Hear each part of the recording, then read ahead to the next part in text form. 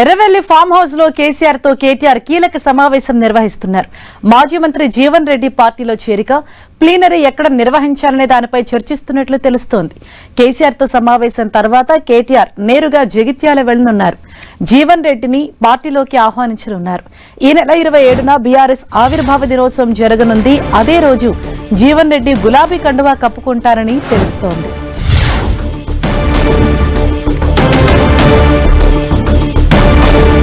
ఇదే విషయంపై మరింత సమాచారం మా ప్రతినిధి కరుణాకర్ మనకు అందిస్తారు. కరుణాకర్, ఎర్రవల్లి ఫామ్ హౌస్ లో బీఆర్ఎస్ అధినేత మాజీ ముఖ్యమంత్రి కేసీఆర్ తో బీఆర్ఎస్ వర్కింగ్ ప్రెసిడెంట్ కేటీఆర్ ప్రత్యేకంగా భేటీ అయ్యారు. ఈ భేటీలో చాలా అంశాలు చర్చకు వచ్చే అవకాశం కనిపిస్తుంది. అందులో ప్రధానంగా మాజీ మంత్రి జీవన్ రెడ్డి కాంగ్రెస్ పార్టీకి రాజీనామా చేశారు కాబట్టి ఆయన బీఆర్ఎస్ పార్టీలో చేరాలని చెప్పి ఇప్పటికే నిర్ణయం తీసుకున్నారు. కాసేపటి తర్వాత మధ్యాహ్నం తర్వాత కేటీఆర్ నేరుగా జీవన్ రెడ్డి నివాసానికి వెళ్ళి ఆయన బీఆర్ఎస్ పార్టీలోకి ఆహ్వానిస్తున్న పరిస్థితిని మనం చూస్తున్నాం. కాబట్టి జీవన్ రెడ్డి ఎప్పుడు బీఆర్ఎస్ పార్టీలో చేర్చుకోవాలన్న దానిపై కూడా ఈరోజు కేటీఆర్ భేటీలో కొంత స్పష్టత వచ్చే అవకాశం కనిపిస్తుంది. ఎందుకంటే ఈ నెల 27న బీఆర్ఎస్ పార్టీ ఆవిర్భావ దినోత్సవం కూడా జరపబోతున్నారు. ఈ నేపథ్యంలో ఆ రోజు ఆవిర్భావ దినోత్సవం రోజు ప్లీనరీ నడపాలా, లేకపోతే ప్లీనరీ నిర్వహించాలా, లేదంటే ప్రతినిధుల సభను నిర్వహించాలన్న దానిపై ఇంకా ఎటు నిర్ణయం తీసుకోలేదు. ఈ అంశంపై కూడా కేసీఆర్తో చర్చిస్తున్నట్టు తెలుస్తోంది.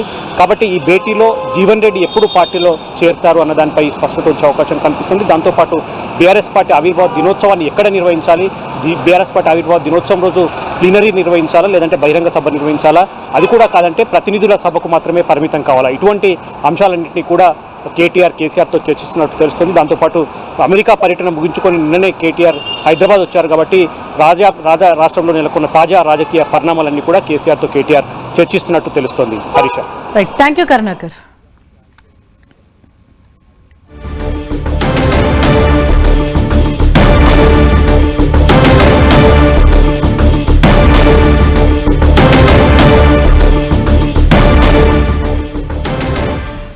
కరుణాకర్, అలాగే ఇటు జీవన్ రెడ్డి పార్టీలో చేరికకు సంబంధించి ఇప్పటికే కన్ఫర్మేషన్ అన్నది ఆల్మోస్ట్ వచ్చినట్టు తెలుస్తోంది. అయితే ఆయన ఎప్పుడు పార్టీలో జాయిన్ కాబోతున్నారు? ఇవాళ కేటీఆర్ కూడా జీవన్ రెడ్డి నివాసానికి వెళ్ళనున్నట్టు తెలుస్తోంది. ఎవరెవరు ఆయనతో పాటు వెళ్తారు? ఈ అప్డేట్స్ ఏమైనా అందుతున్నాయా? మాజీ మంత్రి జీవన్ రెడ్డి కాంగ్రెస్ పార్టీలో తీవ్ర అసంతృప్తి వ్యక్తం చేసిన తర్వాత వారం రోజుల క్రితమే ఆయన కాంగ్రెస్ పార్టీకి రాజీనామా చేశారు. ఆ తర్వాత తీవ్ర భర్జన తర్వాత ఆయన ప్రతిపక్ష బీఆర్ఎస్ పార్టీలో చేరాలని చెప్పి నిర్ణయం తీసుకున్నారు. జీవన్ రెడ్డితో ఇప్పటికే కేటీఆర్ ఫోన్లో మాట్లాడడం జరిగింది. బీఆర్ఎస్ పార్టీ ముఖ్య నేతలంతా కూడా ఆయనకు టచ్లో ఉన్నారు. అయితే జీవన్ రెడ్డి బీఆర్ఎస్ పార్టీలో చేరాలని చెప్పి నిర్ణయం తీసుకున్నప్పటికీ కూడా ఆయన ఎప్పుడు బీఆర్ఎస్ పార్టీ కండువా కప్పుకుంటారన్న దానిపై ఇంకా స్పష్టత రావాల్సి ఉంది. కాసేపటి తర్వాత మధ్యాహ్నం బీఆర్ఎస్ వర్కింగ్ ప్రెసిడెంట్ కేటీఆర్ నేరుగా జీవన్ రెడ్డి నివాసానికి వెళ్ళి సగౌరవంగా బీఆర్ఎస్ పార్టీలోకి జీవన్ రెడ్డిని ఆహ్వానిస్తున్న పరిస్థితిని మనం చూస్తున్నాం. కేటీఆర్ జీవన్ రెడ్డి భేటీ తర్వాత జీవన్ రెడ్డి ఎప్పుడు బీఆర్ఎస్ పార్టీలో చేరుతారన్న దానిపై స్పష్టత వచ్చే అవకాశం కనిపిస్తుంది. మనకున్న సమాచారం మేరకు ఈరోజు కేటీఆర్ జీవన్ రెడ్డి భేటీ తర్వాత 2-3 రోజుల్లోనే జీవన్ రెడ్డి ఎర్రవల్లి ఫామ్ హౌస్కి వెళ్ళి కేసీఆర్ని కలిసే అవకాశం కనిపిస్తుంది. కేసీఆర్ని కలిసిన తర్వాత ఆయన ఎటు ఈ నెల 27న బీఆర్ఎస్ పార్టీ ఆవిర్భావ దినోత్సవం ఉంది కాబట్టి అదే రోజు ఆయన కేసీఆర్ సమక్షంలో కారెక్కే అవకాశం చాలా స్పష్టంగా కనిపిస్తుంది. హరీష్, కరుణాకర్, అలాగే ఈ పార్టీ ప్లీనరీ సమావేశాలు కావచ్చు, ఆవిర్భావ దినోత్సవాలు కావచ్చు, కేసీఆర్ ఇందులో పాల్గొనే అవకాశం ఏమైనా ఉందా?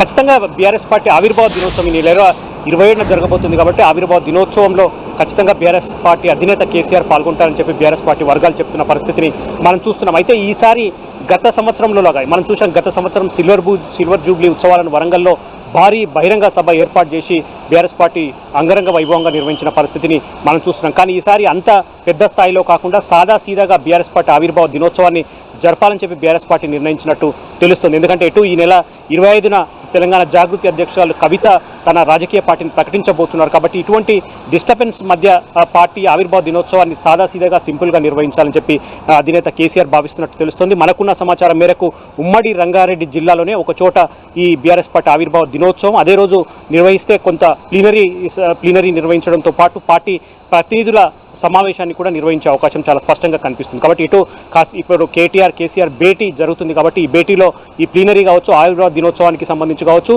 మాజీ మంత్రి జీవన్ రెడ్డి పార్టీలో ఎప్పుడు చేరుతారు, ఇటువంటి అంశాలపైన కొంత క్లారిటీ వచ్చే అవకాశం కనిపిస్తుంది. Harish, thank you Karunakar.